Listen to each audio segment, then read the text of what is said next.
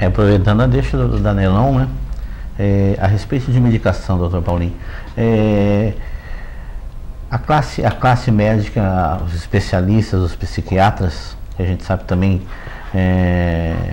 existem, em alguns centros existem profissionais, muitos profissionais, e outros centros carecem de profissionais até para estar conduzindo essa população.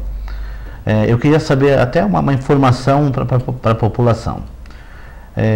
A evolução que teve o tratamento psiquiátrico desde os primórdios que a gente ouvia quando era menininho, tinha até um senhor vizinho tinha transtornos psíquicos, tudo. O pessoal falava, vai pro Juqueri, tem aquele, né, aquele rótulo de que quem ia lá era louco, tomava choque, aquelas coisas que a gente quando criança guardava aquilo na memória.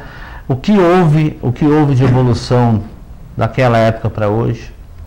Na sua opinião, qual o melhor modelo para se tratar esses doentes hoje?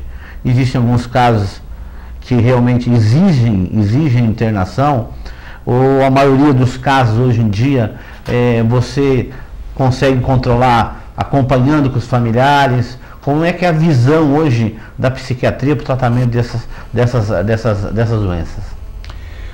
Eu acho que a visão da psiquiatria, mais do que da psiquiatria, mas em relação ao transtorno mental, ela se baseia em dois eixos básicos. O primeiro eixo é a busca incessante pelo tratamento na comunidade.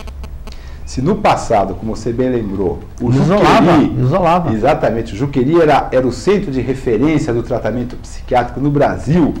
O Juqueri nos anos 50, e veja, os anos 50 do século passado faz apenas 60 anos, chegou a ter 17 mil pacientes internados. 17 mil? 17 mil pacientes internados, na década de 50. Quer dizer, era uma pequena cidade, né? Hoje, o que se busca é o tratamento na comunidade. Isso por quê? Porque foi demonstrado que a internação psiquiátrica em instituições psiquiátricas tradicionais, como era o Juqueri, mais do que um efeito terapêutico, ele cronificava a pessoa. Quer dizer, ele não dava à pessoa a possibilidade de ser reincluída na sociedade. Ele muitas vezes excluía. Marginalizava, né? Marginalizava. Então, o tempo médio de internação do Juqueri chegou a 46 anos. Quer dizer, o que era isso? A pessoa chegava no Juqueri com 20 anos de idade e muitas vezes saía morta, era um depósito, falecida com 60, 65 anos depósito de idade. De doentes. Exatamente. É claro que aí temos que considerar uma coisa também. Era muito pouco o arsenal terapêutico. O tratamento medicamentoso era muito ínfimo. Então, obviamente, as pessoas iam ficando lá porque não tinha a medicação para tratar essas pessoas. Hoje não, hoje nós temos aparato medicamentoso importante, nós temos estruturas da comunidade que estão funcionando, que se propõe tratar esses pacientes. Um acompanhamento melhor. Um acompanhamento melhor. E o segundo eixo que eu acho fundamental, o trabalho em equipe. Quer dizer, hoje não dá para se pensar num psiquiatra trabalhando sozinho, num psicólogo trabalhando sozinho, numa terapeuta ocupacional trabalhando sozinho, num enfermeiro. Hoje tem que trabalhar em equipe. Então, o trabalho na comunidade e o trabalho em equipe trazem uma perspectiva mais positiva para esses pacientes. A possibilidade de um trabalho de reabilitação eficaz.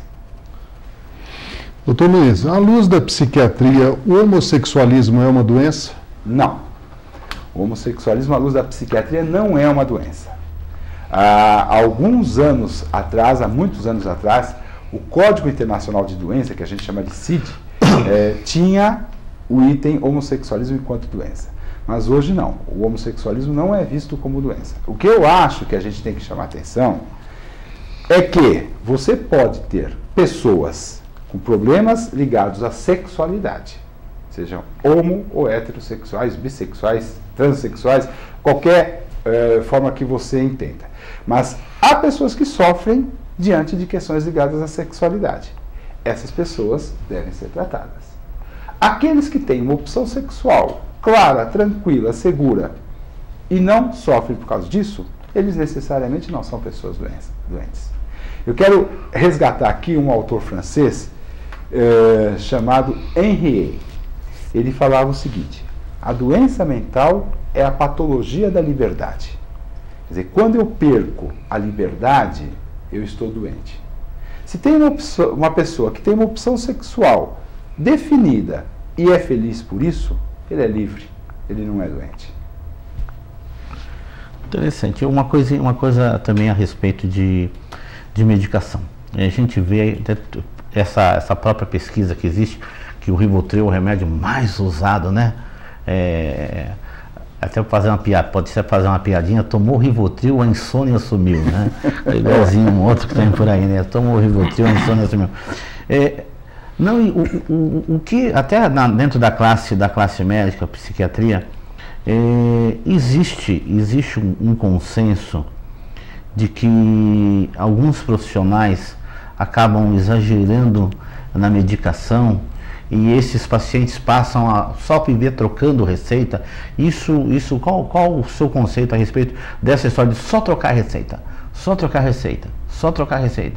E fica sempre naquela dosagem, não tem um acompanhamento psicoterápico. Qual a opinião sua a esse respeito? Pois é, Álvaro, eu acho que assim, nós temos que analisar algumas coisas. Muitas vezes, o profissional ele tem uma opção que é uma opção terapêutica de trabalhar apenas com remédios, né? Isso não significa que ele seja bom ou mau profissional, ele trabalha dentro do arsenal que ele conhece. Muitas vezes nós temos pacientes que querem apenas tomar remédio, que é aquilo que a gente falou. Muitas vezes você propõe ao paciente terapia, ele fala: não, eu não quero mexer nos meus problemas, eu quero tomar um remédio e dormir tranquilo. Pode esquecer. Né? Outras vezes nós temos uma situação que é a situação do sistema de saúde. Por exemplo, há uma situação no qual você não tem um número suficiente de profissionais para atender uma demanda que está reprimida. Então, essa situação é mais fácil você trocar receita do que você, por exemplo, encaminhar um paciente para um acompanhamento psicológico que pode demorar 6 meses, 1 ano, numa fila de espera.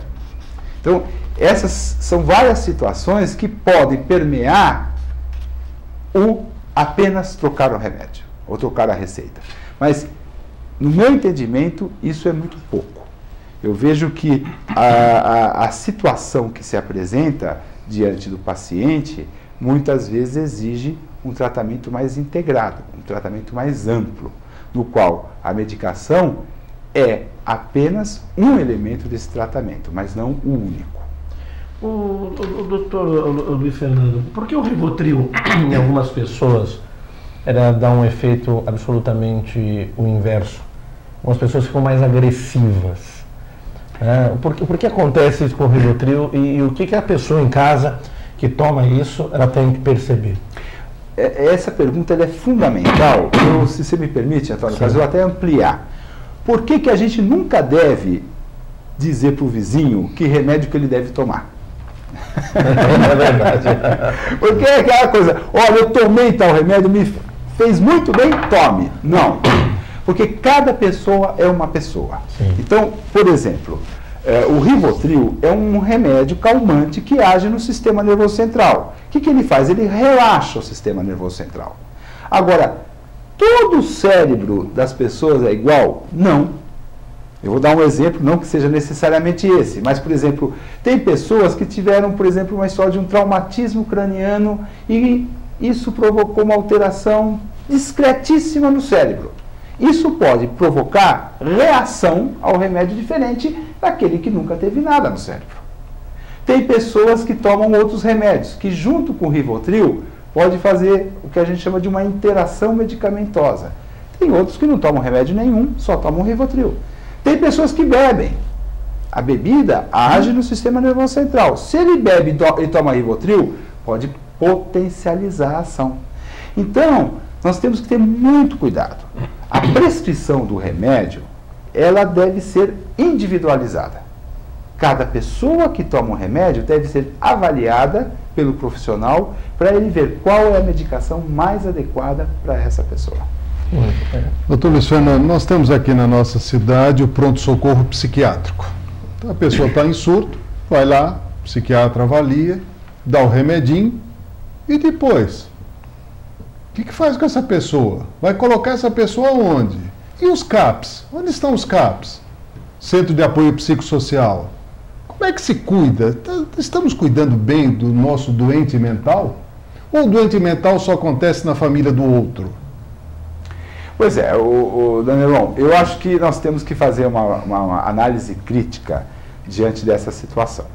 Primeiro, Bragança, durante muitos e muitos anos, tinha um ambulatório de saúde mental e o Hospital Dia, lá na Universidade de São Francisco, que de certa forma tem um modelo que lembra o CAPS.